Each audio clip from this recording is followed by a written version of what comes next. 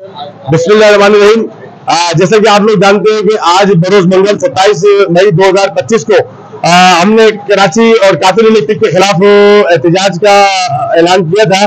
तो आज तकरीबन 2:30 बज रहे हैं और हमने अपनी तैयारी शुरू कर दी है अल्हम्दुलिल्लाह। और तमाम ओहदेदारान यहाँ जमा है।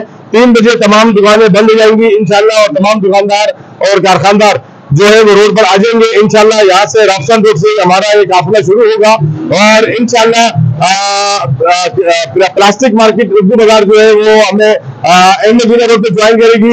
इसी तरह से जामा क्लास मार्केट के लोग जो है वो भी अहमदीना रोड में ज्वाइन करेंगे। औलिया मार्केट और जामा सेंटर और बाकी जो इधर की मार्केट है वो इंशाल्लाह हमें राफसान रोड पे ज्वाइन करेंगे। इसी तरह से हम यहाँ से आगे बढ़ेंगे। आगे बढ़ने के बाद पाकिस्तान चौक पे कराची प्रिंटिंग प्रेस एसोसिएशन के तमाम ओहदेदारान और दुकानदारान वो हमें वहाँ खड़े रहेंगे इंशाल्लाह, वो हमें वहाँ ज्वाइन करेंगे।